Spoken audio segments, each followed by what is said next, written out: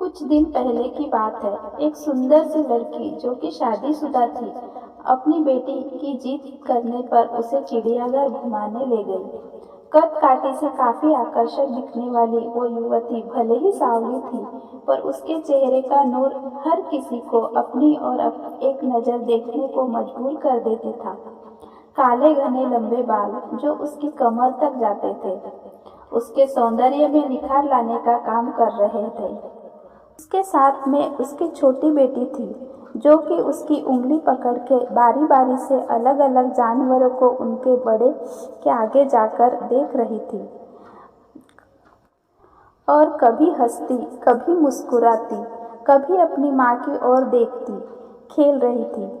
वही चिड़ियाघर में एक आवारा और मनचले लड़कों का झुंड भी था, जो कि उस लड़की को देखते ही उसके सौंदर्य पर लाल टपकाने लगे। उनमें आपस में ही होड़ लग गई थी। वे एक दूसरे से कहने लगे, वो देख, तेरी भाभी आ रही है। तभी दूसरा लड़का पहले वाले से कहता है, चल पगले, भाभी तो तेरी है, मेरी तो जाने मन है। ऐसे भद्दे और अश्लील कमेंट्स करते हुए वे लड़के उस लड़की के आगे पीछे घूमने लगते हैं। लेकिन वो लड़की उन बेशरम लड़कों को इग्नोर करते हुए अपनी बेटी के साथ मस्ती करते हुए आगे बढ़ती जा रही थी। अपने प्रति कोई भी प्रतिक्रिया न देखकर वे लड़के अब और भी ज्यादा जोश और जोर शोर के साथ उसका पीछा करने लगते हैं। एक लड़का जो सबसे ज्यादा जोश में था, आगे जाकर शेर के बड़े वाले पिंजरे की छत पर कूद कर बैठ जाता है और गाना गाने लगता है। उसकी ओर कुछ इशारे भी करने लगता है। लड़की को अभी भी उसका गाना तनिक भी विचलित नहीं कर रहा था। ऐसा लग रहा था मानो उसे कोई फर्क ही नहीं पड़ रहा है कि वो क्या कर रहे हैं। वो तो बस अपनी बेटी के साथ मस्ती करने में मस्त थी। लड़की का ध्यान अपनी ओर आकर्षित करने के चलते लड़का उछल कूद कर रहा था। वो गलती से शेर के बाड़े में अंदर जा गिरा। अचानक से ये क्या हुआ, उसे कुछ समझ नहीं आया। लेकिन जब उसे होश आया कि वो शेर के बाड़े में गिर चुका है, उसके पैर तले जमीन खिसक गई। उसका गला सूखने लगा। वो चिल्लाना चाह रहा था, लेकिन उसकी आवाज़ उसके गले में ही दब के रह जाती है। बहुत कोशिश करने के बाद वो अपने दोस्तों से मदद के लिए गुहार लगाने लगा, भाई प्लीज़ मुझे बचा लो दोस्तों। लेकिन कोई भी उसकी मदद करने के लिए आगे नहीं आ रहा था। दूसरी ओर जैसे ही शेर ने देखा कोई उसके बाड़े में आ गया है, शेर धीरे धीरे दबे पैरों आगे बढ़ने लगता है। शेर के चेहरे और उसकी आंखों का खौफ देखते ही लड़के का हाल बेहाल हो गया था। उसे तो लग रहा था शायद ये उसकी जिंदगी का आखिरी दिन होगा।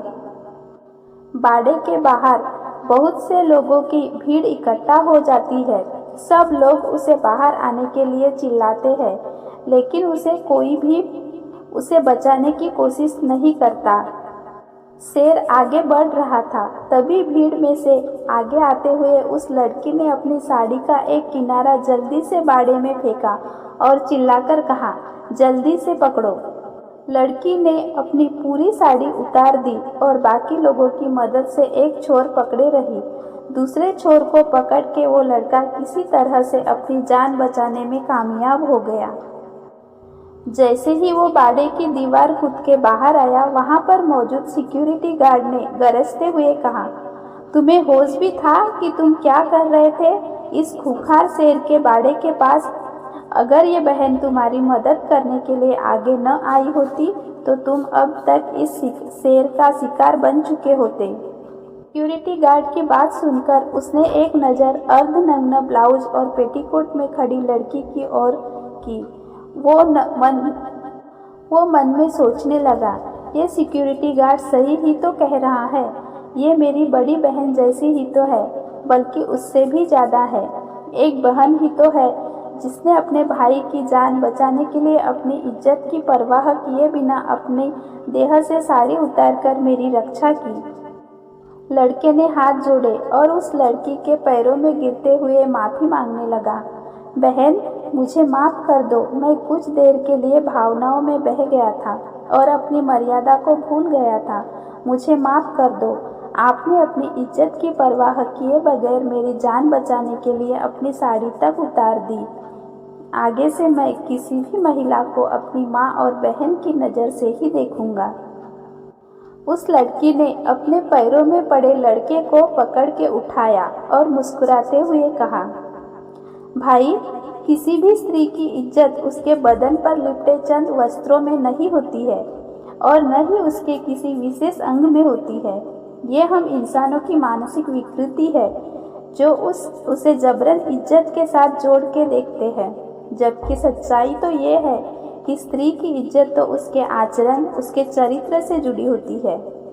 उस सुंदर सी दिखने वाली लड़की के आकर्षक मुख से इतनी मर्यादित और भावपूर्ण शब्द सुनकर वहां मौजूद भीड़ तालियां बजा उठी।